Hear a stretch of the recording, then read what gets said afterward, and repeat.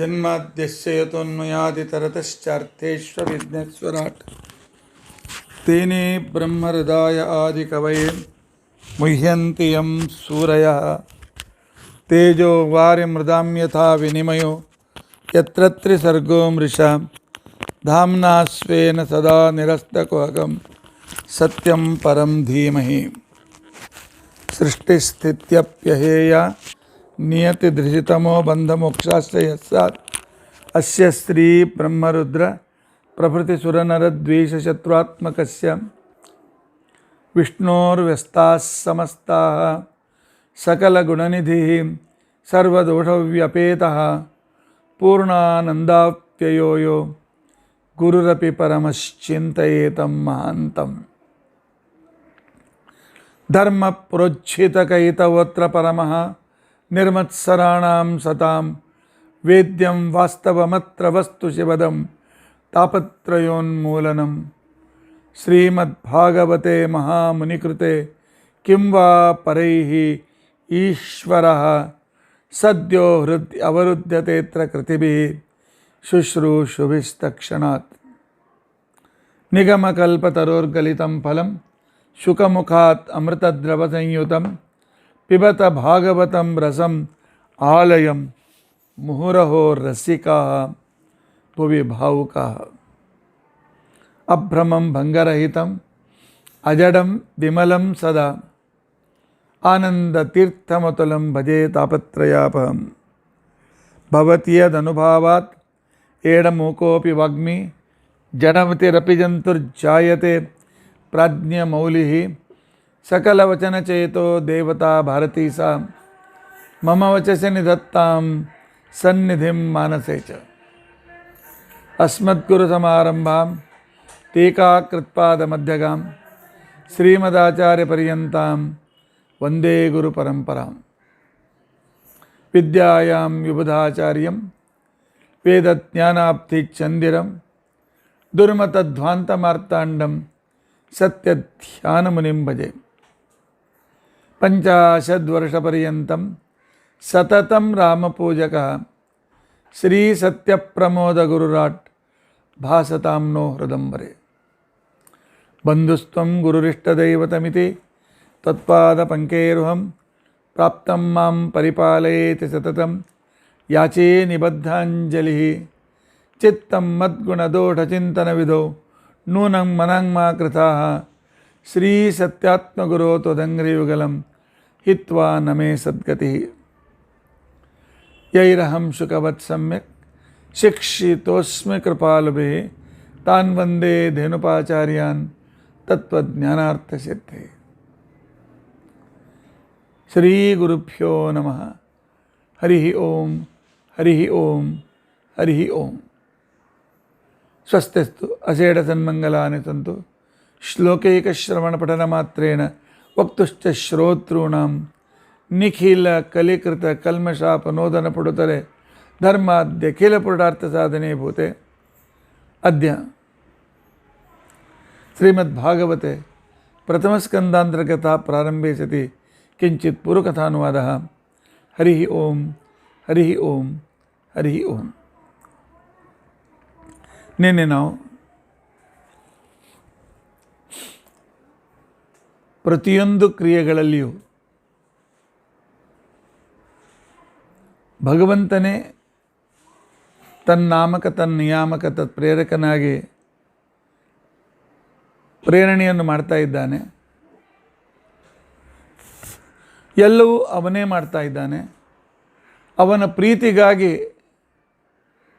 ನನ್ನನ್ನು ನಿಮಿತ್ತನನ್ನಾಗಿ ಮಾಡಿದ್ದರಿಂದಾಗಿ ನಾನು ಮಾಡುವ ಪ್ರತಿಯೊಂದು ಕ್ರಿಯೆಗಳು ಕೂಡ ಅವನ ಅನುಗ್ರಹಕ್ಕೋಸ್ಕರ ಅನ್ನುವ ಭಾವನೆ.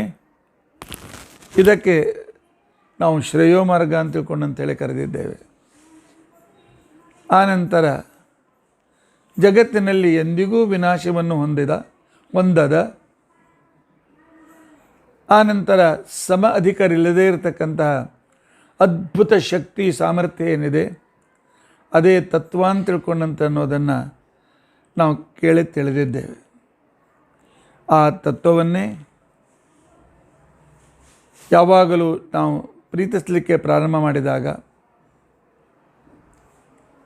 ಅವನಿಗೋಸ್ಕರವೇ ತೀರ್ಥಯಾತ್ರೆ, ಅವನಿಗೋಸ್ಕರವೇ ಯಜ್ಞಯಾಗಾದಿಗಳು, ಅವನಿಗೋಸ್ಕರವೇ ದಾನ ಧರ್ಮಾದಿಗಳು ಇವುಗಳನ್ನು ಮಾಡ್ತಾ ಮಾಡ್ತಾ ಇದ್ದಂತೆ ನಮ್ಮ ಪಾಪಗಳು ದೂರವಾಗ್ತಾ ಹೋಗ್ತವೆ.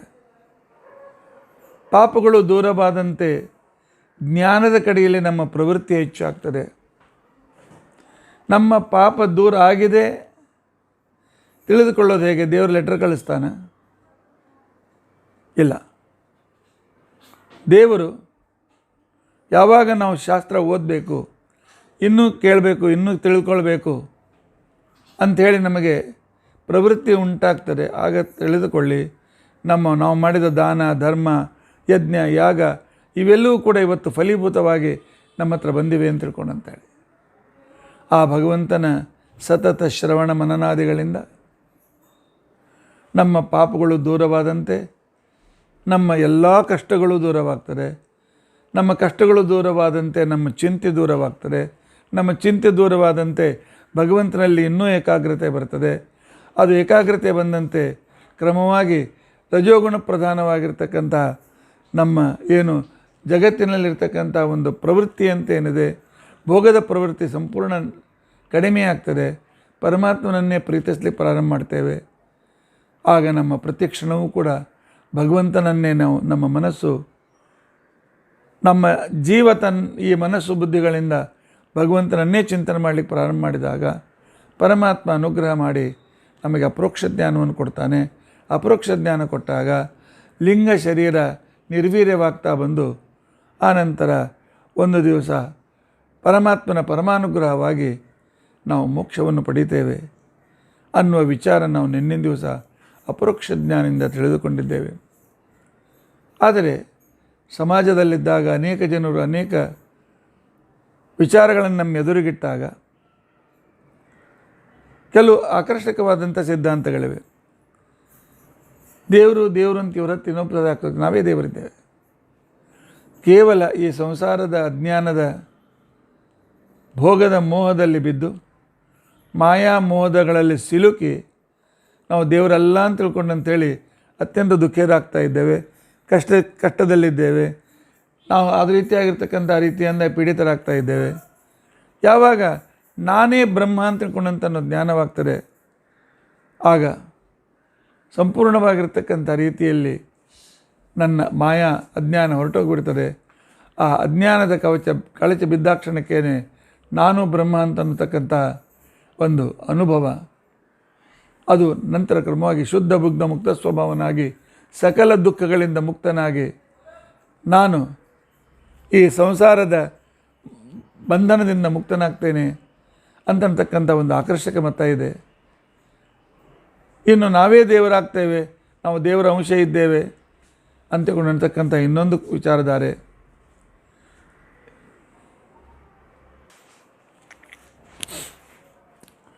ಆದ್ದರಿಂದಾಗಿ ನಿನ್ನಿನ ದಿವಸ ಆಚಾರ್ಯರು ಜೀವ ಬ್ರಹ್ಮರು ಹೇಗೆ ಭಿನ್ನರಿದ್ದಾರೆ, ಅವನು ಸ್ವಾಮಿ, ನಾನು ಸೇವಕ, ಅವನು ಸರ್ವೋತ್ತಮ, ನಾನು ಅತ್ಯಂತ ಸಾಮಾನ್ಯ ಶಕ್ತಿ ಉಳ್ಳವನು, ಅವನು ಸರ್ವಜ್ಞ, ನಾನು ಅಲ್ಪಜ್ಞ ಇತ್ಯಾದಿ ವಿಚಾರಗಳನ್ನು ಆಚಾರ್ಯರು ವೇದ, ಬ್ರಹ್ಮಸೂತ್ರ, ಸ್ಮೃತಿಗಳ ಉದಾಹರಣೆಯನ್ನು ಕೊಟ್ಟು ಹೇಳಿದ್ದಾರೆ. ಅಂದರೆ ಆರಂಭದಲ್ಲೇ ನಿಮ್ಮನ್ನ ಹೇಳಿದೆವು, ವೇದ ಶಾಸ್ತ್ರಗಳ ಸಾರರೂಪವಾದದ್ದು ಭಾಗವತ.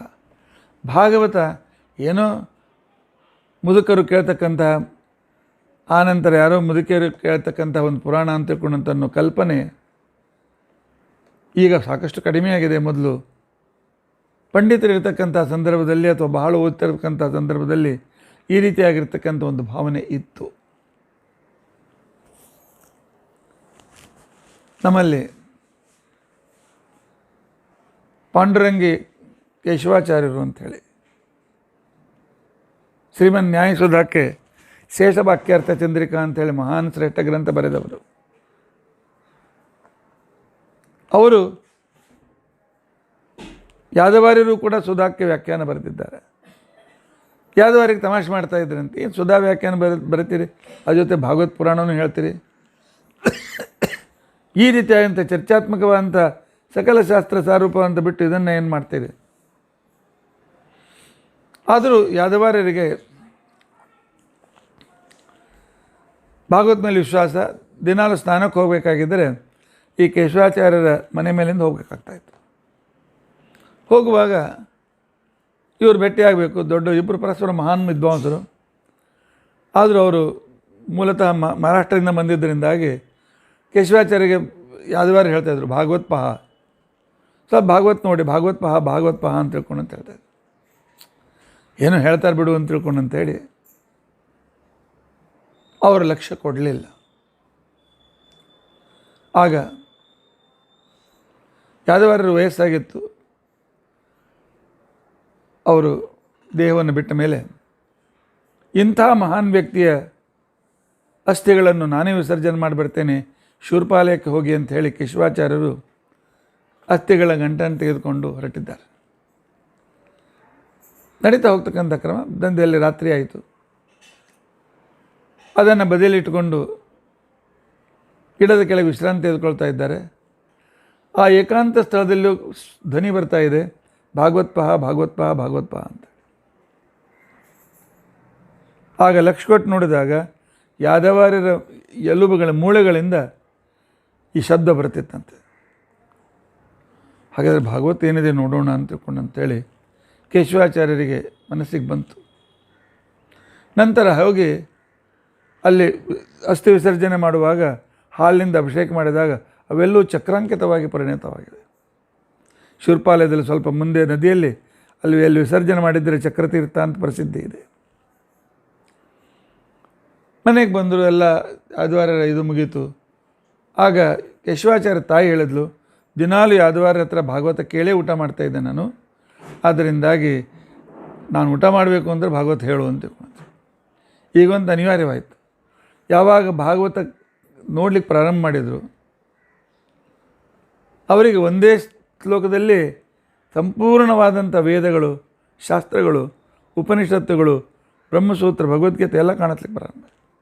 ಮಹಾನ್ ವಿದ್ವಾಂಸರು, ಸುಧಾಕ್ ವ್ಯಾಖ್ಯಾನ ಬರೆದಿರ್ತಕ್ಕಂಥವರು.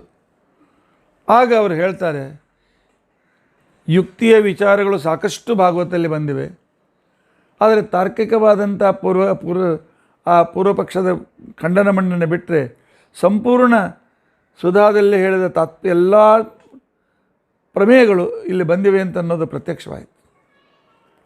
ಅದಕ್ಕೋಸ್ಕರವೇ ನಮ್ಮ ಆರಂಭದಲ್ಲಿ ಬುದ್ಧವನು ಹೇಳಿದಂತೆ ಪರಮಾತ್ಮ ತಾನು ಪರಂಧಾಮಕ್ಕೆ ಹೋಗುವಾಗ ಒಂದು ತೇಜವನ್ನು ಭಾಗವತದಲ್ಲಿಟ್ಟು ಹೋಗಿದ್ದಾನೆ ಅಂತ ಹೇಳಿ, ಆ ಭಾಗವತ ನೋಡ್ತಾ ಇದ್ದರೆ ಪರಮಾತ್ಮ ಅಲ್ಲಿ ಆ ರೀತಿಯಾದಂಥ ಭಗವಂತನ ವಿಶಿಷ್ಟತೆ ಕಾಣ್ತಾ ಹೋಗ್ತದೆ. ಇಂಥ ಭಗವಂತನ ಮಹಿಮೆ ಅವನಲ್ಲಿ ನಮಗೆ ಪ್ರೇಮ ಮತ್ತು ಭಕ್ತಿಯನ್ನು ಉಂಟು ಮಾಡ್ತದೆ. ಅಲ್ಲ, ಪರಮಾತ್ಮನ ಶಾಸ್ತ್ರ ಇತ್ಯಾದಿಗಳನ್ನೆಲ್ಲ ಓದೋಣ, ಮಹಿಮೆ ತಿಳಿದುಕೊಳ್ಳೋಣ. ಆದರೂ ದಿನಾಲು ಭಗವಂತನ ಮಹಿಮೆಯನ್ನು ನಾವು ಚಿಂತನೆ ಮಾಡಬೇಕು ಅಂತ ತಿಳ್ಕೊಂಡಂತಂದರೆ ಅದಕ್ಕೆ ಹೇಳಿದರು.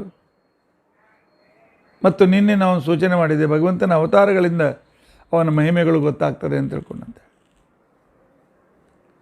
ಈ ಸಂಪೂರ್ಣ ಜಗತ್ತೇ ಭಗವಂತನ ಒಂದು ಅವತಾರ. ಈ ಸಂಪೂರ್ಣ ಜಡರಲ್ಲಿ ಅನೇಕ ಚೇತನವನ್ನು ಜಗತ್ತಿನಲ್ಲಿಟ್ಟು ಈ ಚೇತನಾಚೇತನತಾದ ಜೀವ ಜಡಾತ್ಮಕವಾಗಿರ್ತಕ್ಕಂಥ ಪ್ರಪಂಚದ ಪ್ರತಿಯೊಂದು ಕಣದಲ್ಲಿ ಪ್ರತಿಯೊಂದು ಜೀವದಲ್ಲಿ ಪರಮಾತ್ಮ ವ್ಯಾಪ್ತನಾಗಿದ್ದರಿಂದ ಈ ಜಗತ್ತೇ ಭಗವಂತನ ಒಂದು ದೊಡ್ಡ ಅವತಾರ. ಅದಕ್ಕೆ ಟೀಕಾಕೃತ್ಪಾದರು ಹೇಳ್ತಾರೆ, ಭಗವಂತನ ಮಹಿಮೆ ತಿಳಿದುಕೊಳ್ಳಬೇಕಾಗಿದ್ದರೆ ಯಥಾ ಭಗವಾನ್ ಅವಗಂತವ್ಯ ತಥಾ ಜಗದಪಿ ಅವಗಂತವ್ಯ. ಜಗತ್ತಿನ ಸೂಕ್ಷ್ಮಾತಿ ಸೂಕ್ಷ್ಮಗಳನ್ನು ಅಭ್ಯಾಸ ಮಾಡಿ ಇಂಥ ಬಹುಚಿತ್ರ ಅತ್ಯಂತ ವಿಚಿತ್ರವಾದ ಈ ಜಗತ್ತನ್ನು ಪರಮಾತ್ಮ ಒಂದ್ಸಲ ಅಲ್ಲ, ಪ್ರತಿ ಸಲ ಪ್ರತಿ ಮಹಾಪ್ರಳಯದ ನಂತರ ಮಾಡ್ತಾನೆ. ಅದಕ್ಕೆ ಆಚಾರ್ಯ ಹೇಳಿದರು, ಬಹುಚಿತ್ರ ಜಗತ್ ಬಹುಧಾಕರಣಾತ್ ಪರಶಕ್ತಿ ಅನಂತ ಗುಣ ಪರಮ ಅಂತ. ಅಷ್ಟೇ ಅಲ್ಲ, ಮಹಾನಾಸ್ತಿಕರಿಗೂ ಕೂಡ ಜಗತ್ತಿನ ವಿಚಿತ್ರತೆಗಳನ್ನು ನೋಡಿದಾಗ ಈ ರೀತಿಯಾಗಿರ್ತಕ್ಕಂಥ ಪ್ರಶ್ನೆಗಳು ಅವರ ಮನಸ್ಸಿನಲ್ಲಿ ಬರ್ತದೆ. ಏನಪ್ಪ, ಈ ಜಗತ್ತು ತಾನಾಗಿಯೇ ಉಂಟಾಗಿದೆ, ಅಥವಾ ಇದನ್ನು ಯಾರಾದರೂ ಮಾಡಿದ್ದಾರೆ? ಅದೆಷ್ಟು ವಿಸ್ತಾರವಾದ ಜಗತ್ತು ಒಬ್ಬನೇ ಹೇಗೆ ಮಾಡಲಿಕ್ಕೆ ಸಾಧ್ಯ? ಅಥವಾ ಅನೇಕ ಬುದ್ಧಿವಂತರೆಲ್ಲ ಸೇರಿ ಪ್ಲ್ಯಾನ್ ಮಾಡಿ ಈ ಜಗತ್ತನ್ನು ನಿರ್ಮಿಸಿದ್ದಾರೆ ಅಂತಕ್ಕಂತಹ ಜಿಜ್ಞಾಸೆ ಉಂಟಾದಾಗ ಆಧುನಿಕ ವಿಜ್ಞಾನಿಗಳು ಹೇಳ್ತಾರೆ, ಮಟೀರಿಯಲಿಸ್ಟಿಕ್ ಜಡವಾದಿಗಳು ಹೇಳ್ತಾರೆ, ಇಲ್ಲ, ಇದೊಂದು ಪ್ರಕೃತಿ ತಾನಾಗಿ ಈ ರೀತಿಯಾಗಿರ್ತಕ್ಕಂಥ ರೀತಿಯಲ್ಲಿ ಬದಲಾಗ್ತಾ ಹೋಗ್ತದೆ. ನೇಚರ್ ಭಾಳ ಹಿಂದಕ್ಕೆ ದೊಡ್ಡ ಸ್ಫೋಟವಾಯಿತು, ಬಿಗ್ ಬ್ಯಾಂಗ್, ದೊಡ್ಡ ಶಬ್ದ ಬಂತು. ಆ ಸ್ಫೋಟದಿಂದ ಅಲ್ಲಿ ಇಲ್ಲಿ ಎಲ್ಲ ರೀತಿಯಾಗಿರ್ತಕ್ಕಂಥದ್ದಲ್ಲಿ ಅಣುಗಳು ಅಲ್ಲಲ್ಲಿ ಎಲ್ಲ ಕಡೆಗೆ ವೇಗವಾಗಿ ಪಸರಿಸಿದಾಗ ಒಂದಕ್ಕೊಂದು ಮಿಶ್ರವಾಗಿ ಜಗತ್ತಿನ ನಿರ್ಮಿತಿ ಆಯಿತು ಅಂತೇಳಿ ತಮ್ಮ ಅಭಿಪ್ರಾಯವನ್ನು ಹೇಳ್ತಾರೆ. ಇದಕ್ಕೆ ಅವರು ಪ್ರಕೃತಿವಾದ ಅಥವಾ ಇದಕ್ಕೆ ನ್ಯಾಚುರಲ್ ಎಕ್ಸಾಮ್ ಅಂತಕೊಂಡಂತ ಹೆಸರು ಕೊಡ್ತಾರೆ. ಅದ್ವೈತವಾದಿಗಳು, ವಿಶೇಷವಾಗಿ ಭಾಸ್ಕರಾಚಾರ್ಯ, ಮಾಯಾವಾದಿಗಳು ಮತ್ತು ಭಾಸ್ಕರಾಚಾರ್ಯ ಇತ್ಯಾದಿಗಳಲ್ಲೂ ಈ ಜಗತ್ತು ಕೇವಲ ಜಾದೂ ಇದ್ದಂತೆ, ಮಾಯಿಕ, ನಿಜವಾಗಿ ಜಗತ್ತಿಲ್ಲ, ಇದೆ ಅಂತ ತಿಳ್ಕೊಂಡಂತೇಳಿ ನಮಗೆ ಕಂಡು ಬರ್ತಾ ಇದೆ. ಆದ್ದರಿಂದ ಪರಮಾರ್ಥ ಸತ್ಯ ಇದರಲ್ಲಿಲ್ಲ, ಪಾರಮಾರ್ಥಿಕವಾಗಿ ಜಗತ್ತು ಹೊರಟೋಗ್ಬಿಡ್ತದೆ. ಆದ್ದರಿಂದಾಗಿ ಇದಕ್ಕೆ ಉಪನಿಷತ್ತುಗಳೇ ಪ್ರಮಾಣವೇ ಅಂತ ಅವ್ರು ಹೇಳ್ತಾರೆ. ಅದಕ್ಕೋಸ್ಕರ ಇಂದ್ರೋ ಮಾಯಾಭಿಪುರುರೂಪಯ್ಯತೆ ಮಾಯಾ ಮಾತ್ರಮಿದಂ ದ್ವೈತಂ ಬೃಹದಾರಣ್ಯಕ ಉಪನಿಷತ್ತಿನ ಮೊದಲನೇ ಉದಾಹರಣೆ, ಆನಂತರ ಮಾಂಡುಕ್ಯ ಉಪನಿಷತ್ತಿನ ಮಾಯಾ ಮಾತ್ರಮಿದಂ ದ್ವೈತಂ ಅಂತನ್ನೋ ಉದಾಹರಣೆಯನ್ನು ಅಂತ ಅವರು ಉದಾಹರಣೆಯನ್ನು ಕೊಡ್ತಾರೆ. ಇನ್ನು ಕೆಲವರು ನಾಸ್ತಿಕರು, ಏನೋ ಜಗತ್ತಿನಲ್ಲಿ ಎಲ್ಲ ಅಣುಗಳು ಒಂದು ಕಡೆಗೆ ಬಂದು ಆದ್ದರಿಂದಾಗಿ ಅಕಸ್ಮಾತ್ತಾಗಿ ಜಗತ್ತು ಆಕ್ಸಿಡೆಂಟಲ್ಲಾಗಿ ಇದು ಸಂಪೂರ್ಣವಾಗಿರ್ತಕ್ಕಂಥ ಉತ್ಪನ್ನವಾಯಿತು ಅಂತ ತಿಳ್ಕೊಂಡಂತ ಹೇಳ್ತಾರೆ. ಆಚಾರ್ಯರು ಇದನ್ನು ಪೂರ್ವಪಕ್ಷವಾಗಿ ಬ್ರಹ್ಮಸೂತ್ರದಲ್ಲಿ ಅಕಸ್ಮಾತ್ತಿ ಇದಮಾವಿರಾಸೀತ್ ಅಕಸ್ಮಾತ್ ತಿಷ್ಠತಿ ಅಂತಕ್ಕಂಥ ವಚನವನ್ನು ಇಟ್ಟುಕೊಂಡು ಈ ರೀತಿಯಾಗಿ ನಾಸ್ತಿಕರು ಹೇಳ್ತಾರೆ ಅಂತನ್ನೋ ವಿಚಾರವನ್ನು ಆಚಾರ್ಯರು ಬ್ರಹ್ಮಸೂತ್ರ ಭಾಷ್ಯದ 2ನೇ ಅಧ್ಯಾಯದಲ್ಲಿ ನಮಗೆ ತಿಳಿಸಿಕೊಟ್ಟಿದ್ದಾರೆ. ಇನ್ನು ಕೆಲವರು ಹೇಳ್ತಾರೆ, ಸಾಂಖ್ಯರು ಇತ್ಯಾದಿಗಳು, ಪ್ರಕೃತಿಯಿಂದಲೇ ಇದು ಉತ್ಪನ್ನವಾಯಿತು, ಪ್ರಧಾನಾದಿದಂ ಉತ್ಪನ್ನಂ ಅಂತ ತಿಳ್ಕೊಂಡಂತೇಳಿ. ಪ್ರಧಾನಾದಿದಂ ಉತ್ಪನ್ನಂ ಪ್ರಧಾನಂ ಅಧಿತಿಷ್ಠತಿ ಪ್ರಧಾನೇ ಲಯಮಭ್ಯೇತಿ ನಹ್ಯನ್ಯತ್ ಕಾರಣಂ ಮತಂ ಅಂಥೇಳಿ ಆಚಾರ್ಯರು ಪೂರ್ವಪಕ್ಷವನ್ನು ಮಾಡುವಾಗ ಈ ಉದಾಹರಣೆಯನ್ನು ಕೊಡ್ತಾರೆ. ಪ್ರಕೃತಿಯಿಂದ ಹುಟ್ಟಿತು, ಪ್ರಕೃತಿಯನ್ನೇ ಅವಲಂಬಿಸಿಕೊಂಡು ನಿಲ್ತದೆ, ಪ್ರಕೃತಿಯಲ್ಲೇ ಲೀನವಂತದೆ ಅಂತ ತಿಳ್ಕೊಂಡಂತ ಅವರು ಹೇಳ್ತಾರೆ. ಇನ್ನು ಕೆಲವರು ಜೀವಾತ್ ಭವಂತಿ ಭೂತಾನಿ ಜೀವೇ ತಿಷ್ಠತ್ಯ ಚಂಚಲ ಅಂತ ತಿಳ್ಕೊಂಡಂತನ್ನುವ ಉಪನಿಷತ್ತದ ವಾಕ್ಯದ ಉದಾಹರಣೆಯನ್ನು ಕೊಟ್ಟು ಜೀವನೇ ಈ ಸಂಪೂರ್ಣ ಜಗತ್ತಿಗೆ ಸೃಷ್ಟಿ ಕಾರಣ, ದೇವರನ್ನು ಒಪ್ಪು ಕಾರಣವಿಲ್ಲ ಅಂತ ತಿಳ್ಕೊಂಡಂತ ಹೇಳ್ತಾರೆ. ಇನ್ನು ಕೆಲವರು ಋಗ್ವೇದದ ಅಸತಸ್ಸದಜಾಯತ ಅನ್ನೋ ಉದಾಹರಣೆಯನ್ನು ಕೊಟ್ಟು ಅಸತ್ತಿನಿಂದ ಈ ಜಗತ್ತು ಹುಟ್ಟಿತು ಅಂತ ತಿಳ್ಕೊಂಡಂತ ಹೇಳ್ತಾರೆ. ಕೆಲವರು ಅಷ್ಟೇ ಅಲ್ಲ, ಶ್ವೇತಾಸ್ಯ ಉಪನಿಷತ್ತಿನಲ್ಲಿ ಈ ಜಗತ್ತಿನ ಬಗ್ಗೆ ಪ್ರಶ್ನೋತ್ತರಗಳು ಬಂದಿವೆ. ಕಿಂ ಕಾರಣಂ ಬ್ರಹ್ಮ,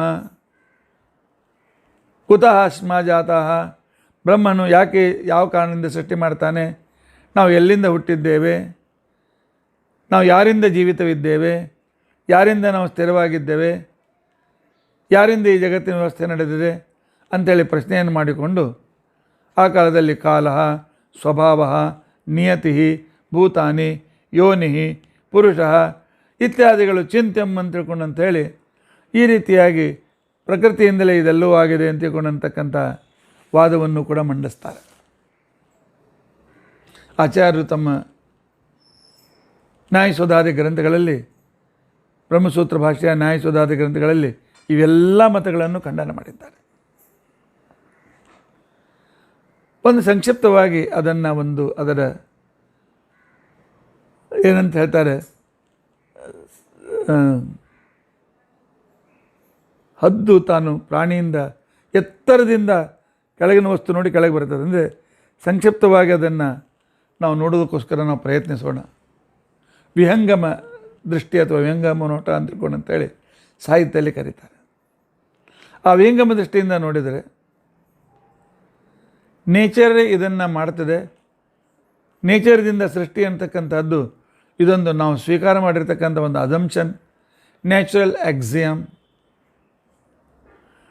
ಆದರೆ ಈ ಎಕ್ಸಾಮಕ್ಕೆ ಯಾವ ಪ್ರಮಾಣವೂ ಇಲ್ಲ ಅಂತ ತಿಳ್ಕೊಂಡಂತೇಳಿ ಪ್ರಸಿದ್ಧ ವಿಜ್ಞಾನಿಯಾಗಿರ್ತಕ್ಕಂಥ ಜಯಂತ್ ವಿಷ್ಣು ನಾರ್ಳಿಕರ್ ಅವರು ಈ ನ್ಯಾಚುರಲ್ ಎಕ್ಸಾಮಕ್ಕೆ ಯಾವುದೇ ಪ್ರೂಫ್ ಇಲ್ಲ, ಇದೊಂದು ಸ್ವೀಕೃತಿ, ಆದ್ದರಿಂದ ಸತ್ಯ ಆಗಲೇಬೇಕು ಅಂತ ಏನು ನಿಯಮವಿಲ್ಲ ಅಂತ ಅನ್ನೋ ಮಾತನ್ನು ಹೇಳ್ತಾರೆ.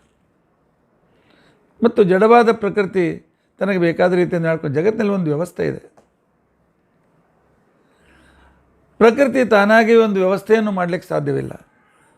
ಕಂಪ್ಯೂಟರ್ ನಾವು ಹೇಳಿದ ಪ್ರಶ್ನೆಗೆ ಉತ್ತರ ಕೊಡ್ತೀವಿ, ಆದರೆ ಅದರಲ್ಲಿ ಮೊದಲು ನಾವೆಲ್ಲ ಫೀಡ್ ಮಾಡಬೇಕಾಗ್ತದೆ, ಆ ಮೆಮೊರಿಯಲ್ಲಿ ಫೀಡ್ ಮಾಡಬೇಕಾಗ್ತದೆ.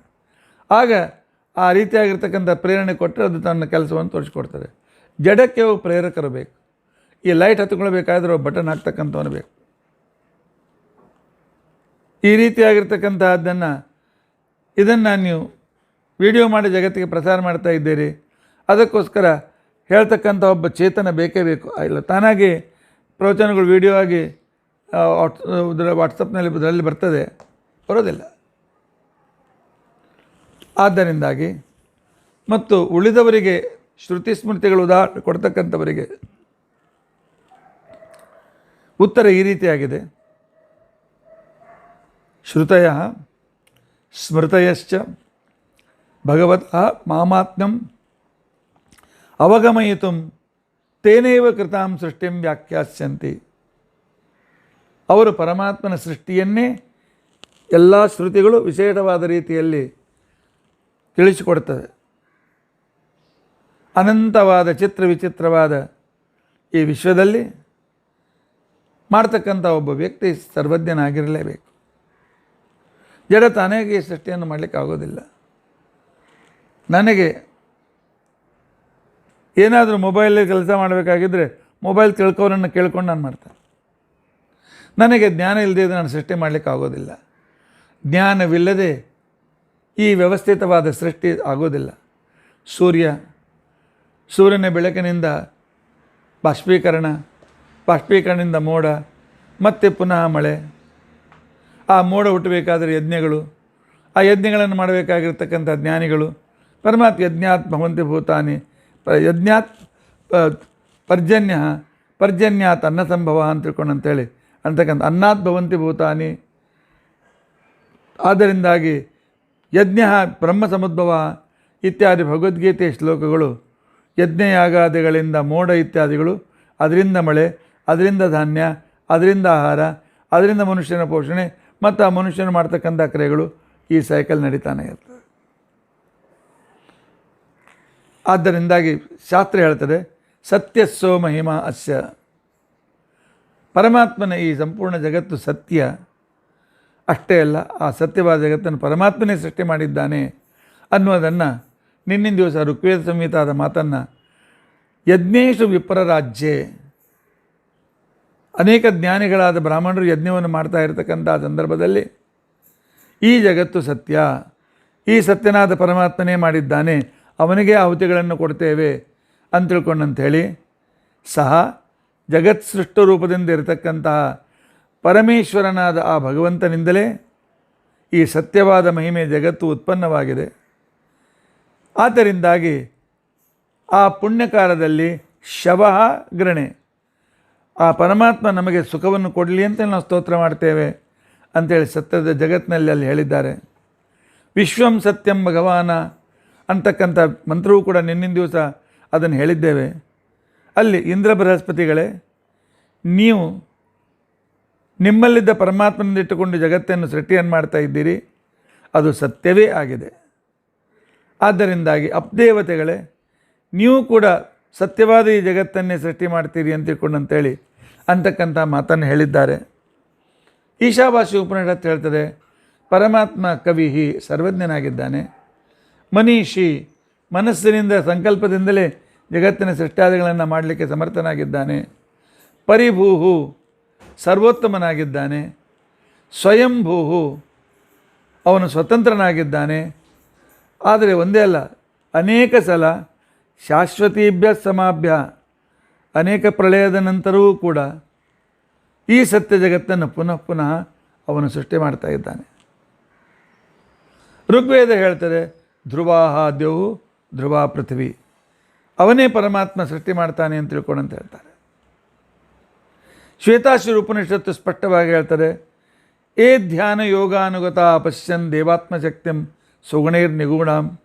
ಜ್ಞಾನಿಗಳು ಧ್ಯಾನದಲ್ಲಿ ಕುಳಿತು ಚಿಂತನೆ ಮಾಡ್ತಾ ಮಾಡ್ತಾ ಮಾಡ್ತಾ ಕೊನೆಗೆ ದೇವರೇ ಮಾಡಿದ ಈ ಸೃಷ್ಟಿಯ ವಿಚಿತ್ರವನ್ನು, ಅವನು ಮಾಡಿದ ಸೃಷ್ಟಿಕರ್ತನಾದಂಥ ಅವನ ದರ್ಶನವನ್ನು ಮಾಡಿದರು ಅಂತಕ್ಕಂಥ ವಿಚಾರಗಳನ್ನು ಹೇಳ್ತಾರೆ.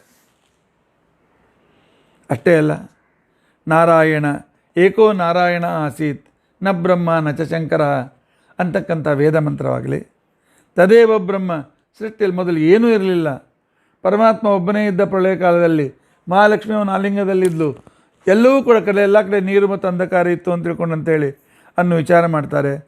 ಆ ಪರಮಾತ್ಮನ ನಾಭಿಯಿಂದಲೇ ಒಂದು ಕಮಲ ಹುಟ್ಟಿತು, ಅಲ್ಲಿ ಬ್ರಹ್ಮದೇವರು ಹುಟ್ಟಿ ಜಗತ್ತನ್ನು ಸೃಷ್ಟಿ ಮಾಡಿದರು ಅಂತ ಹೇಳ್ತಾರೆ. ಪರೋದಿವಾಪರ ಏನ ಪೃಥಿವ್ಯ ಅಂತಕ್ಕಂಥ ಸಮಾಖ್ಯ ಸೂಕ್ತದಲ್ಲಿ ಮಹಾಲಕ್ಷ್ಮೀ ದೇವಿ ಹೇಳ್ತಾಳೆ, ನನಗಿಂತಲೂ ಉತ್ತಮನಾದಂಥ ವ್ಯಕ್ತಿ ಈ ಸಂಪೂರ್ಣ ಜಗತ್ತಿನಲ್ಲಿ ವ್ಯಾಪ್ತನಾಗಿದ್ದಾನೆ ಅಂತ ಹೇಳ್ತಾರೆ.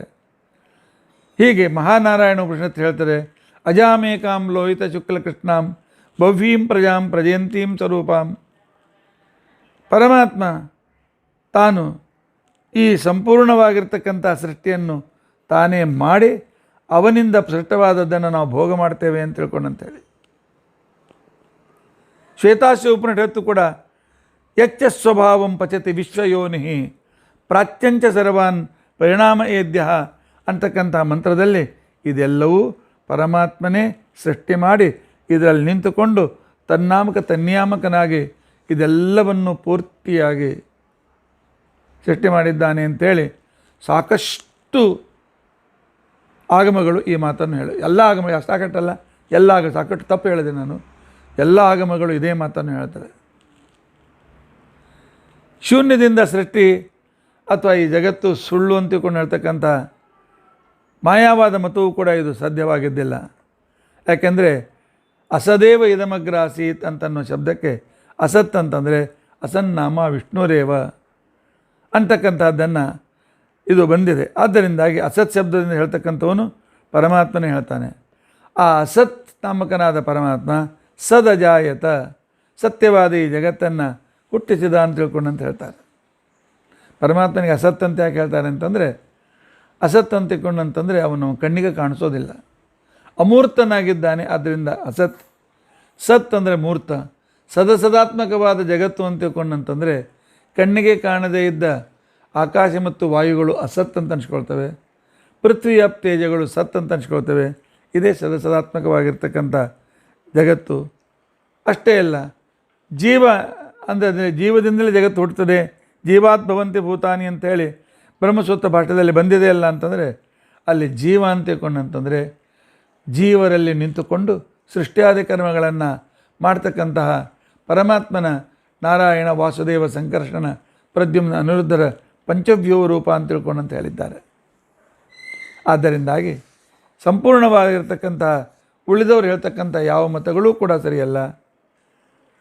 ಪರಮಾತ್ಮನೇ ಈ ಸಂಪೂರ್ಣವಾಗಿರ್ತಕ್ಕಂಥ ದೃಷ್ಟಿಯನ್ನು ಮಾಡ್ತಾನೆ. ಯಾಕೆಂತಂದರೆ ದೇವಶ್ರೇಷ್ಠ ಸ್ವಭಾವೋಯಂ, ಪರಮಾತ್ಮನ ಸ್ವಭಾವ ಪರೋಪಕಾರ ಮಾಡಬೇಕಾದದ್ದು.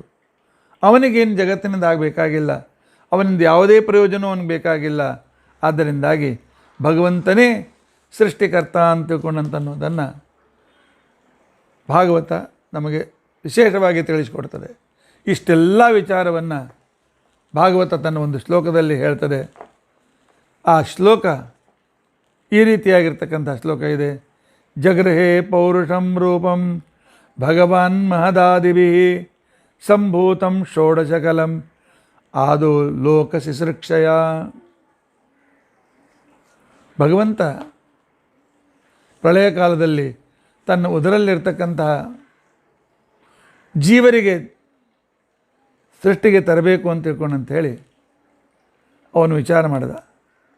ಆಸೀದ್ ಉದಾರ ಗುಣವಾರಿಧಿ ಅಪ್ರಮೇಯ, ಉದಾರ ಅನಂತ ಗುಣಗಳಿಂದ ಯುಕ್ತನಾಗಿರ್ತಕ್ಕಂತಹ ಅಸಮಾನನಾದ ಸರ್ವೋತ್ತಮನಾದ ಭಗವಂತ ಪ್ರಳಯ ಕಾಲದಲ್ಲಿ ತನ್ನ ಉದರದಲ್ಲಿರ್ತಕ್ಕಂಥ ಎಲ್ಲ ಜೀವರನ್ನು ಕಂಡನಂತೆ. ತನ್ನ ಉದರಲ್ಲಿರತಕ್ಕಂಥ ಜೀವರನ್ನು ಕಂಡು ಸ್ರಕ್ಷೇ ಹಿ ಚೇತನಗಣಾನ್, ಈ ಚೇತನರಿಗೆ ನಾನು ಸೃಷ್ಟಿಗೆ ತರ್ತೇನೆ. ಯಾಕೆ ನಾನು ತರದೇ ಇದ್ದರೆ ನಾವು ಇವ್ರ ಮೇಲೆ ಅನ್ಯಾಯ ಮಾಡಿದಂತೆ ಆಗ್ತದೆ. ಅನೇಕ ಜನರ ಪ್ರಶ್ನೆ ಇದೆ, ಪರಮಾತ್ಮ ದುಷ್ಟರನ್ನು ಹುಟ್ಟಿಸಿ ಅಸುರನ್ನು ಹುಟ್ಟಿಸೋ ಬದಲಾಗಿ ಹುಟ್ಟಿಸದೇ ಇದ್ದರೆ ಹೇಗಿತ್ತು ಅಂಥೇಳಿ. ಆಗ ಒಳ್ಳೆಯ ಪುಣ್ಯವಂತರಾದಂಥ ಜೀವರಿಗೂ ಕೂಡ ಸೃಷ್ಟಿಗೆ ತರದೇ ಕೂಡಿಸ್ಬೇಕಾಗ್ತಾಯಿತ್ತು, ಅನ್ಯಾಯವಾಗ್ತಾಯಿತ್ತು. ಇಲ್ಲ ಅವ್ರಿಗೆ ಹಾಗೆ ಅಲ್ಲೇ ಮೋಕ್ಷ ಕೊಟ್ಬಿಟ್ರೆ ಮುಗಿದು ಹೋಗ್ತಿತ್ತಲ್ಲ. ಪರಮಾತ್ಮ ಹಾಗೆ ಸ್ಪೂನ್ ಫೀಡರಲ್ಲ.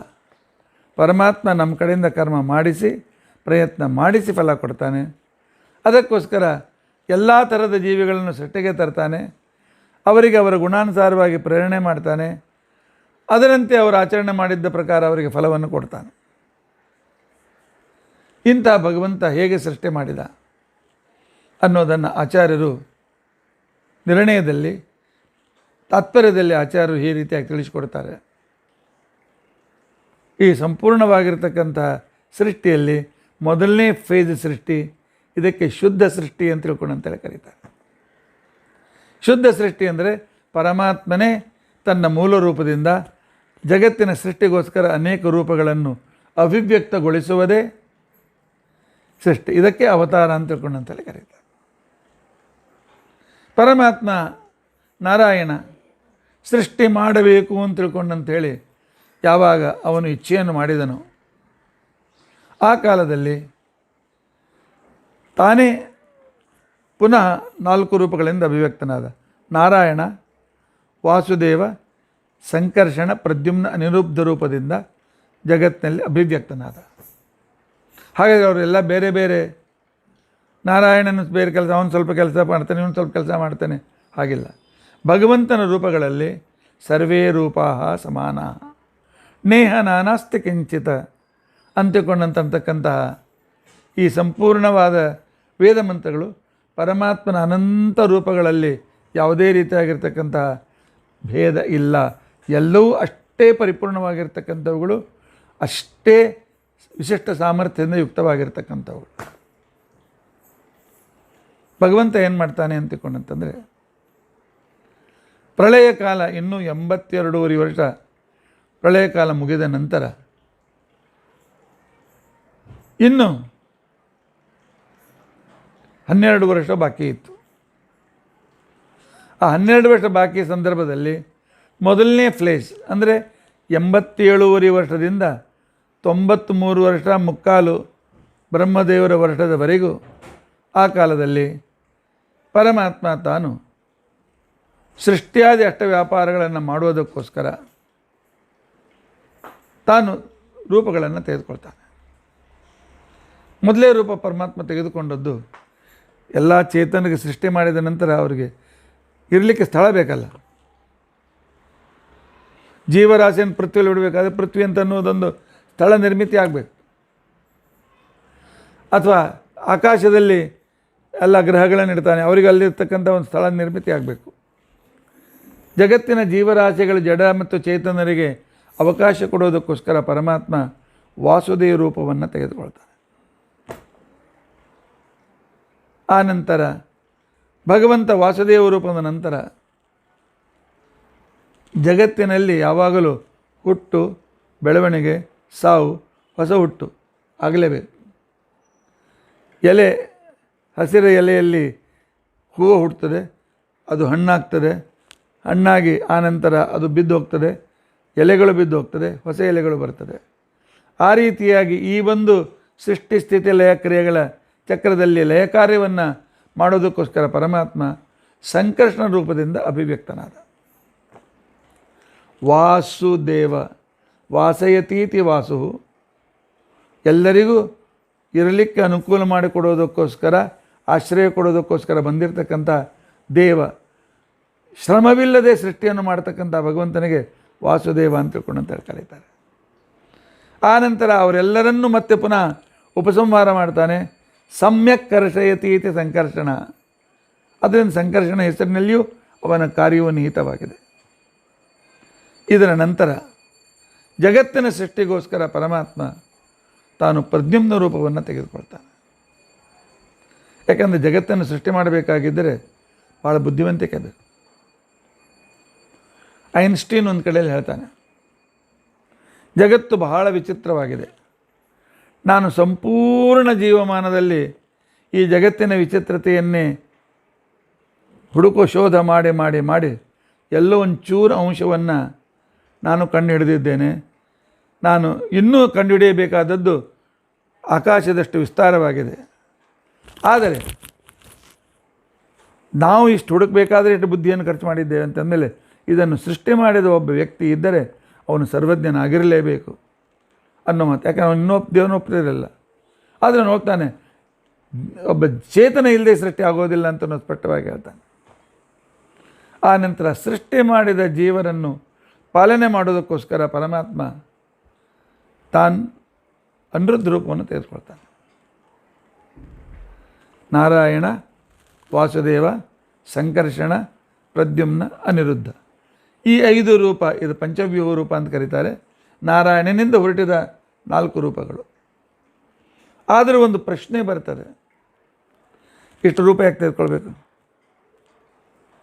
ನಾರಾಯಣ ರೂಪದಿಂದಲೇ ಸೃಷ್ಟಿ, ಸ್ಥಿತಿ, ಲಯ, ನಿಯಮನ, ಜ್ಞಾನ ಬಂದ ಮೋಕ್ಷ ಎಲ್ಲ ಮಾಡ್ಲಿಕ್ಕೆ ಬರ್ತಿರಲಿಲ್ಲ ನಮಗೆ. ಬೇರೆ ರೂಪ ಯಾಕೆ ತೆಗೆದುಕೊಳ್ಬೇಕು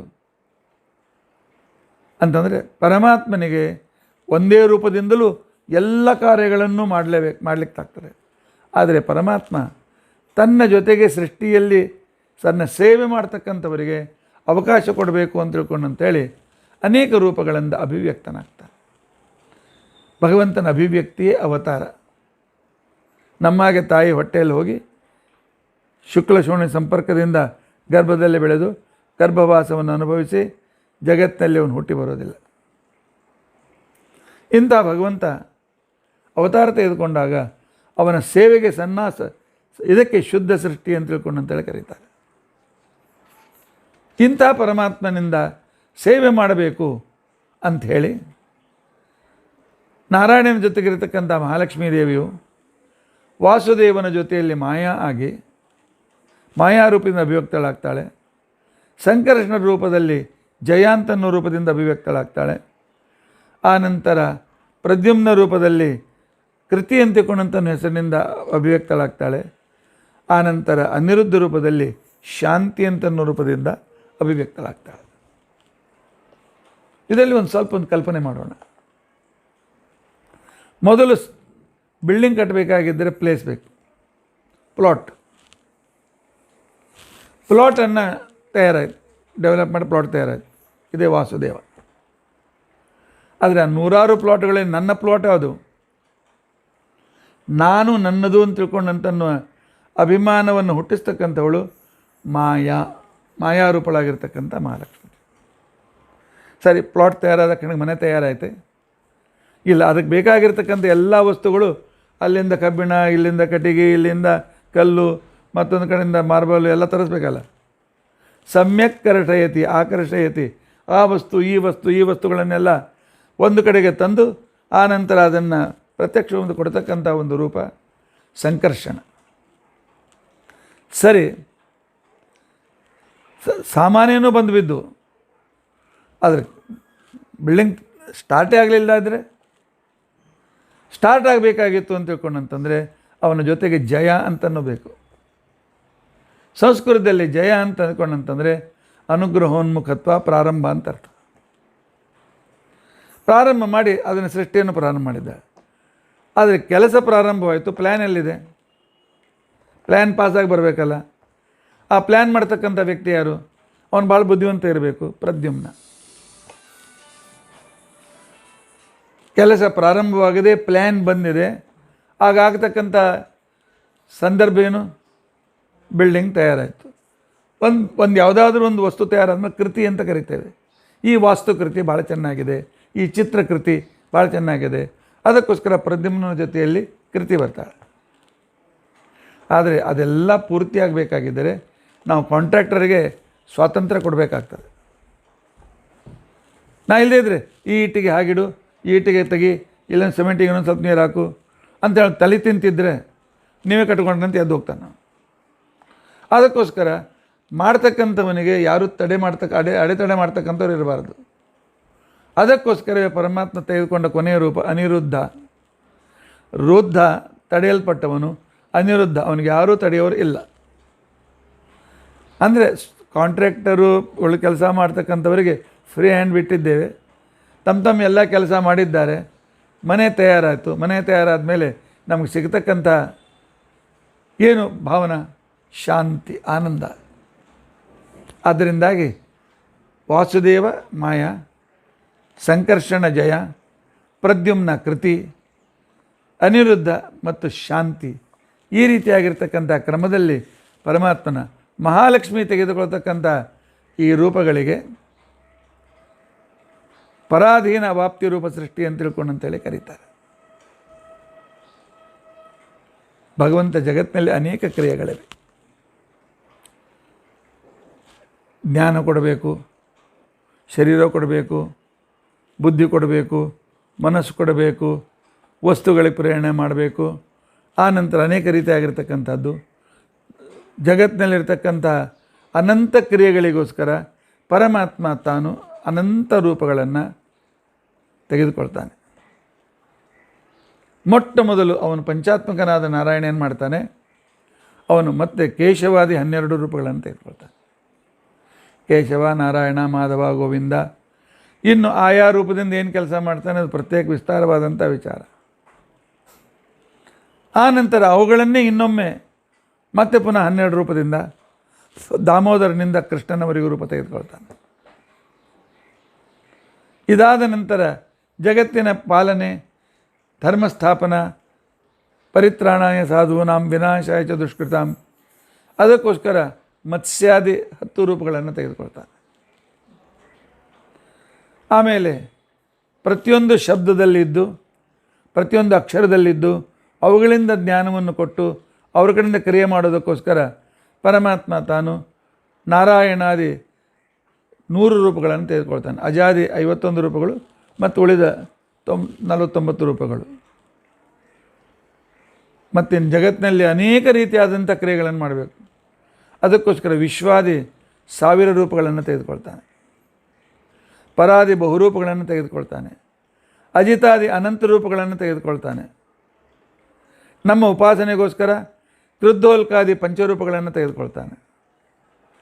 ವಿಶ್ವಾದಿ ವಿಶ್ವ, ತೈಜಸ ಇತ್ಯಾದಿ ರೂಪಗಳಿಂದ ಸ್ವಪ್ನಾದಿಗಳನ್ನು ತೋರಿಸೋದಕ್ಕೋಸ್ಕರ ವಿಶ್ವ, ತೈಜಸ, ಪ್ರಾಜ್ಞ, ತುರ್ಯ, ಆತ್ಮ, ಅಂತರಾತ್ಮ, ಪರಮಾತ್ಮ, ಜ್ಞಾನಾತ್ಮ ಅಂತ ತಿಳ್ಕೊಂಡಂತೇಳಿ 8 ರೂಪಗಳನ್ನು ತೆಗೆದುಕೊಳ್ತಾನೆ.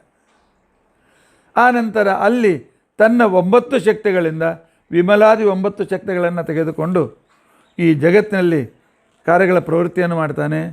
ಅದಕ್ಕೋಸ್ಕರ ವಿಮಲ, ಉತ್ಕರ್ಷಿಣಿ, ಜ್ಞಾನ, ಕ್ರಿಯಾ, ಯೋಗ, ಪ್ರೌಫ, ಸತ್ವ, ಈಶಾನಿ, ಅನುಗ್ರಹ ಅಂತ ತಿಳ್ಕೊಂಡಂತೇಳಿ ಪರಮಾತ್ಮನ 9 ಶಕ್ತಿಗಳು.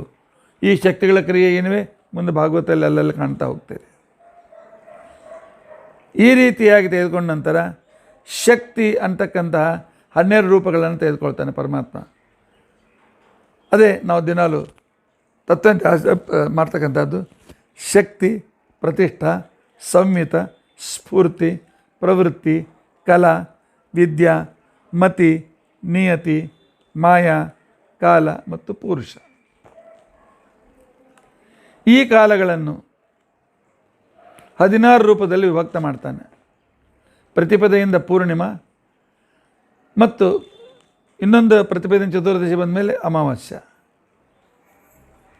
ಅಷ್ಟೇ ಅಲ್ಲ, ಈ ಕಾಲಗಳಲ್ಲಿ ಪ್ರಭಾದೇ ರೂಪದಿಂದಲೂ ಕೂಡ ಪ್ರಭವ, ವಿಭವ ಅಂತ ತಿಳ್ಕೊಂಡಂತೇಳಿ 60 ಭಾಗಗಳನ್ನು ಮಾಡಿ ಪ್ರತಿಯೊಂದಕ್ಕೂ ಕೂಡ ಅವನು ಒಂದೊಂದು ರೂಪದಿಂದ ಅಭಿಮನ್ಯನಾಗಿ ಈ ಸೃಷ್ಟಿಯನ್ನು ಭಗವಂತ ತಾನು ಪ್ರಾರಂಭ ಮಾಡ್ತಾನೆ. ಇಷ್ಟೆಲ್ಲ ಸೃಷ್ಟಿಯ ಪೂರ್ವದಲ್ಲಿ ಪರಮಾತ್ಮ ಪ್ಲ್ಯಾನಿಂಗ್ ಮಾಡಿ ತಯಾರು ಮಾಡಿರ್ತಕ್ಕಂಥ ತನ್ನ ಅನಂತ ರೂಪಗಳು. ಆಮೇಲೆ ಭಗವಂತ ಪುರುಷ ರೂಪವನ್ನು ತೆಗೆದುಕೊಳ್ತಾನೆ. ಪುರುಷ ರೂಪ ಅಂತ ತಿಳ್ಕೊಂಡಂತಂದರೆ ಅನೇಕ ವಸ್ತುಗಳನ್ನು ಸೃಷ್ಟಿ ಮಾಡಿ ಅದರಲ್ಲಿ ತಾನು ಆವಿಷ್ಟನಾಗದೆ ಕೆಲಸ ನಡೀಲಿಕ್ಕಾಗೋದಿಲ್ಲ.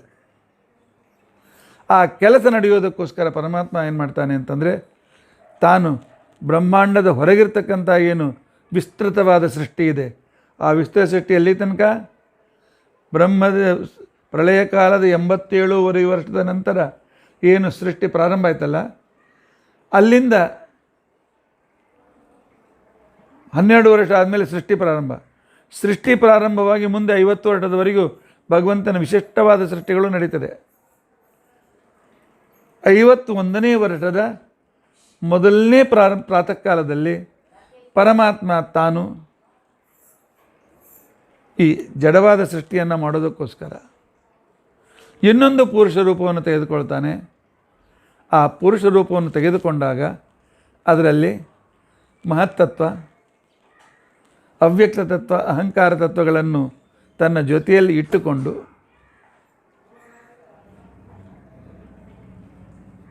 ಹದಿನಾರು ಕಲೆಗಳನ್ನು ತಾನು ಸ್ವೀಕರಿಸಿ ಈ ಸೃಷ್ಟಿ ಮಾಡಬೇಕು ಅಂತ ಹೇಳಿ ಬಯಸಿ ಏನು ಮಾಡ್ತಾನೆ ಅಂತಂದರೆ, ಈ ಪುರುಷನ ಅವತಾರ ಅಂತ ತಿಳ್ಕೊಂಡಂತಂದರೆ ಸುತ್ತಲೂ ಇರತಕ್ಕಂಥ ಕತ್ತಲೆಯನ್ನು ತಾನು ಆ ಕಾಲದಲ್ಲಿ ಸಂಪೂರ್ಣವಾದಂಥ ಕತ್ತಲೆಯನ್ನು ದೂರ ಮಾಡಿಬಿಡ್ತಾನೆ. ಪ್ರಳಯೋದಕವನ್ನು ಪೂರ್ತಿ ತಾನು ಪಾನ ಮಾಡಿಬಿಡ್ತಾನೆ. ಪಾನವನ್ನು ಮಾಡಿ ತಾನು ಯಾವಾಗ ಆ ಪ್ರಳಯೋದಕದ ಆಲದ ಎಲೆ ಮೇಲೆಯಿಂದ ಇರ್ತಾನಲ್ಲ, ಅಲ್ಲಿಂದ ತಾನು ಅಭಿವ್ಯಕ್ತನಾಗಿ ಈ ತತ್ವಗಳನ್ನು ಮೊದಲೇ ತಾನು ಸೂಕ್ಷ್ಮವಾಗಿ ಸೃಷ್ಟಿ ಮಾಡಿರ್ತಾನೆ, ತೆಗೆದುಕೊಂಡು ಅದರ ಜೊತೆಗೆ ಷೋಡಶ ಕಲವನ್ನು ತೆಗೆದುಕೊಂಡು ಸೃಷ್ಟಿಯನ್ನು ಪ್ರಾರಂಭ ಮಾಡ್ತಾನೆ. ಜಾದೂದಿಂದ ಸೃಷ್ಟಿ ತಯಾರಾಗಿಲ್ಲ. ಪರಮಾತ್ಮ ಷೋಡಶ ಕಲೆಗಳನ್ನು ಯಾಕೆ ತೆಗೆದುಕೊಂಡ ಸೃಷ್ಟಿ ಮಾಡಬೇಕಾದರೆ? ಅಂದರೆ ಏನು ಎಷ್ಟು ಸಿಸ್ಟಮೆಟಿಕ್ ಇದೆ ಕಲ್ಪನೆ ಮಾಡಿಕೊಳ್ಳಿ. ಭಗವಂತ ತಾನು ಮಹತ್ತತ್ವಗಳಿಂದ ಸಹಿತವಾದಂಥ 16 ಕಲೆಗಳಿಂದ ಯುಕ್ತವಾದ ಪುರುಷ ರೂಪವನ್ನು ಅಭಿವ್ಯಕ್ತಗೊಳಿಸ್ತಾನೆ. ಆ 16 ಕಲೆಗಳು ಯಾವುದು? ಈ ಜಡ ಶರೀರದಲ್ಲಿ ವ್ಯವಹಾರ ನಡಿಬೇಕಾದ್ರೆ ಏನು ಬೇಕು? ಮೊದಲು ಶ್ವಾಸೋಚ್ಛ್ವಾಸ ಬೇಕು. ಆದ್ದರಿಂದ ಪರಮಾತ್ಮನಿಂದ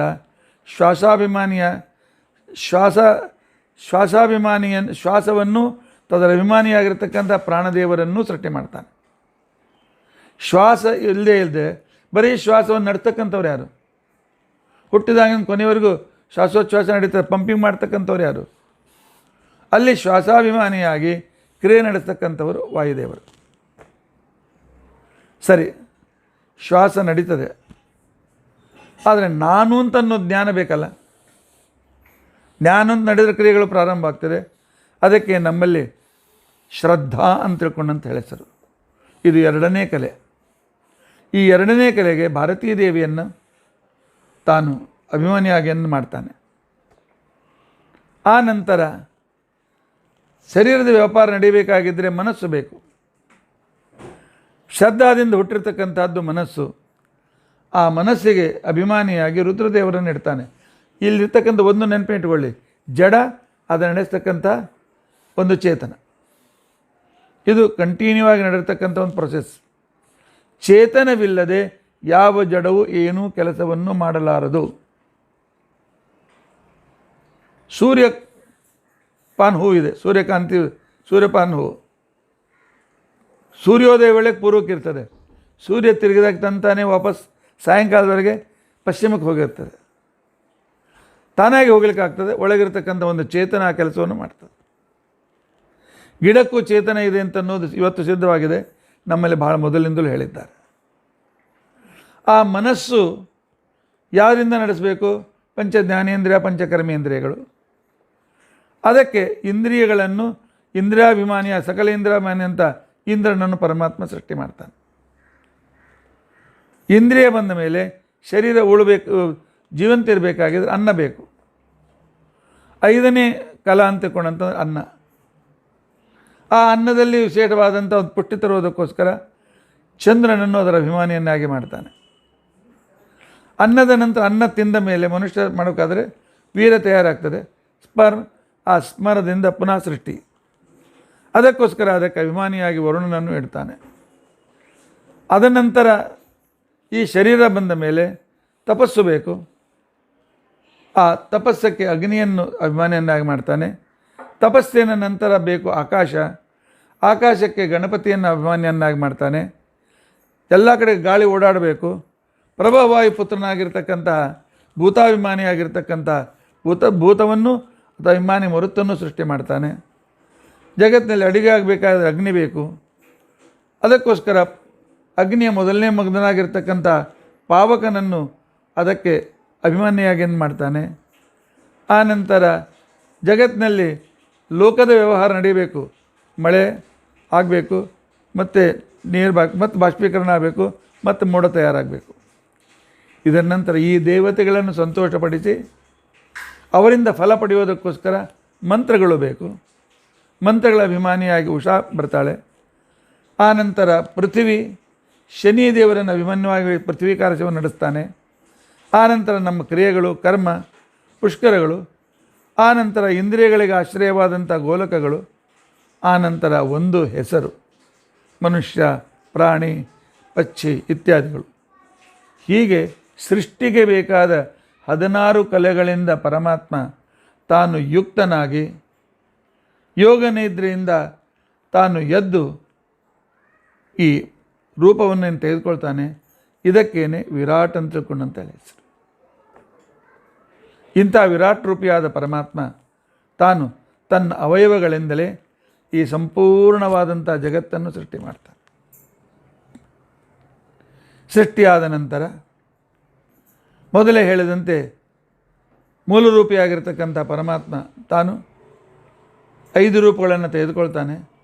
ಅದರಲ್ಲಿ ಆ ಮೂಲರೂಪಿಯಾದ ಪರಮಾತ್ಮ ತನ್ನ ನಾಭಿಯಿಂದ ಒಂದು ಕಮಲವನ್ನು ಹುಟ್ಟಿಸ್ತಾನೆ. ನಾಭಿಯಿಂದಲೇ ಗರ್ಭದಲ್ಲಿರ್ತಕ್ಕಂಥ ಶಿಶುವಿನ ಸಂಪರ್ಕ ತಾಯಿ ಮಕ್ಕಳಲ್ಲಿ ಅಲ್ಲಿರ್ತಕ್ಕಂಥ ನಾಭಿಯೇ ಆ ಕಮಲ ಅಂತಿಕೊಂಡು ನಾಳ ಅಂತಿಕೊಂಡಂತಂದರೆ ಈ ಹೊಕ್ಕಳ ಬಳ್ಳಿ, ಅಲ್ಲಿರ್ತಕ್ಕಂಥ ಹುಟ್ಟಿದ ಕಮಲ ಅಂತಿಕೊಂಡಂತಂದರೆ ಗರ್ಭಾಶಯದ ವಿಕಾಸ, ಅಲ್ಲಿ ಹುಟ್ಟತಕ್ಕಂಥ ಬ್ರಹ್ಮ ಅಂತಂದರೆ ಈ ಜೀವ. ಇಲ್ಲಿಯೂ ಕೂಡ ಅದೇ ಕ್ರಮ ಇದೆ. ಆ ರೀತಿಯಾಗಿ ಮೊಟ್ಟ ಮೊದಲು ಪರಮಾತ್ಮ ತಾನು ಆವಾಗ ಪದ್ಮನಾಭ ಅಂತ ತಿಳ್ಕೊಂಡಂತ ಅನಿಸ್ಕೊಳ್ತಾನೆ. ಆ ನಂತರ ಪರಮಾತ್ಮ ಬ್ರಹ್ಮಾದಿ ಮಹಾಜ್ಞಾನಿಗಳನ್ನು ತನ್ನ ಅನೇಕ ಶರೀರದಿಂದ ಹುಟ್ಟಿಸ್ತಾನೆ. ಅನಂತ ಕರಪಾದಲಗಳಿಂದ ಭಗವಂತ ತಾನು ಈ ರೀತಿಯಾಗಿ ಜಗತ್ತಿನ ಪ್ರಾರಂಭವನ್ನು ಮಾಡ್ತಾನೆ. ಆನಂತರ ಬ್ರಹ್ಮದೇವರಿಗೆ ಸೃಷ್ಟಿಗೆ ಹೇಳ್ತಾನೆ. ಅವೆಲ್ಲ ದ್ವಿತೀಯ ತೃತೀಯ ಸ್ಕಂದದಲ್ಲಿ ಬಂದಾಗ ವಿವರಣೆಯನ್ನು ಮಾಡೋಣ. ಇಂಥ ಭಗವಂತ ಸೃಷ್ಟಿ ಮಾಡಿ ಕೈ ಬಿಡಲಿಲ್ಲ. ಸೃಷ್ಟಿಯಲ್ಲಿ ಬಂದಿರತಕ್ಕಂಥ ಎಲ್ಲ ಜೀವರಾಶಿಗಳಿಗೆ ಆಯಾ ರೀತಿಯಾಗಿರ್ತಕ್ಕಂಥ ಮಾರ್ಗದರ್ಶನವನ್ನು ಮಾಡಬೇಕು ಅಂತ ತಿಳ್ಕೊಂಡಂತೇಳಿ ಸನತ್ ಕುಮಾರ ಮೊದಲಾದ 24 ರೂಪಗಳನ್ನು ಪ್ರಮುಖವಾಗಿ ಭಗವಂತ ಅಭಿವ್ಯಕ್ತಗೊಳಿಸ್ತಾನೆ. ಅದನ್ನು ಭಾಗವತಕಾರರು ಆ 24 ಅವತಾರಗಳು ಯಾವುದು, ಆ 24 ಅವತಾರಗಳಲ್ಲಿ ಅವನು ಜಗತ್ತಿಗೆ ಏನು ಉಪಕಾರ ಮಾಡಿದ. ಜನರಿಗೆ ಅವತಾರ ಅಂತ ತಿಳ್ಕೊಂಡಂತಂದರೆ ಒಂದು ತಪ್ಪು ಕಲ್ಪನೆ ಇದೆ. ದುಷ್ಟರು ಭಾಳಾದ ಕೊಲ್ಲೋ ಸಲುವಾಗಿ ಮಾತ್ರ ಪರಮಾತ್ಮ ಅವತಾರ ಮಾಡ್ತಾನೆ ಅಂತ ತಿಳ್ಕೊಂಡಂತೇಳಿ. ಅದೇ ರೀತಿಯಾಗಿ ಯಾರೋ ಒಬ್ಬರು ಕನ್ನಡದ ಸಾಹಿತಿಗಳು ಕಾರಂತ ತಿಳ್ಕೊಂಡಂತೇಳಿ ಲೇಖಕರು ಅವರು ತಮ್ಮ ಪುಸ್ತಕದಲ್ಲಿ ದೇವರು ಸೃಷ್ಟಿ ಮಾಡ್ತಾನೆ, ಅವತಾರ ತೆಗೆದುಕೊಳ್ತಾನೆ, ಇದು ಅರ್ಥ ಆಗೋದಿಲ್ಲ. ದೇವರೇ ಸೃಷ್ಟಿ ಮಾಡ್ತಾನೆ ಅಂತಂದಮೇಲೆ ಅವನು ಅಲ್ಲೇ ಕೂತ್ಕೊಂಡು ದೈತ್ಯ ಸಾಯಿಲ್ಲ ಸಾಯೋದಿಲ್ಲೇನು? ಸಾಯ್ತಾನೆ, ಅವತಾರಕ್ಕೆ ತೆಗೆದುಕೊಳ್ಬೇಕು. ಆದ್ದರಿಂದ ಅವತಾರವಾದಕ್ಕೆ ಏನು ಹುರುಳಿಲ್ಲ ಅಂತ ತಿಳ್ಕೊಂಡಂತನ್ನೋ ಅಭಿಪ್ರಾಯವನ್ನು ವ್ಯಕ್ತಪಡಿಸಿದ್ರು. ಆದರೆ ಪರಮಾತ್ಮ ತಾನು ಕೇವಲ ದುಷ್ಟರನ್ನು ನಾಶಪಡಿಸುವುದಕ್ಕೋಸ್ಕರ ಅವತಾರ ಅಲ್ಲ, ಪರಿತ್ರಾಣಾಯ ಸಾಧೂನಾಂ ವಿನಾಶಾಯ ಚ ದುಷ್ಕೃತಾಂ ಧರ್ಮ ಸಂಸ್ಥಾಪನಾರ್ಥಾಯ.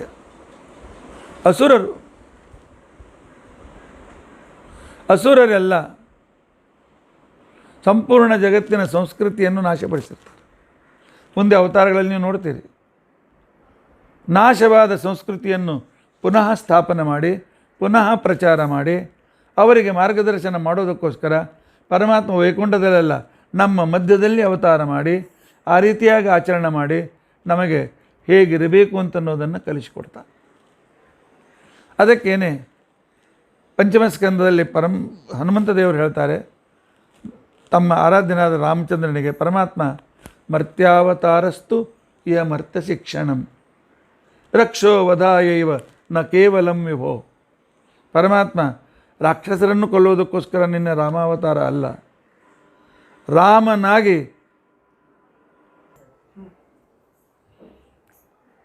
ಇದಕ್ಕೇನೆ ಅವತಾರ ಅಂತ ತಿಳ್ಕೊಂಡಂತ. ಅವತಾರ ಅಂತ ತಿಳ್ಕೊಂಡಂತಂದರೆ ಅವತರಣ, ಮೇಲಿದ್ದ ವ್ಯಕ್ತಿ ಕೆಳಗೆ ಇಳಿದು ಬರುವುದು.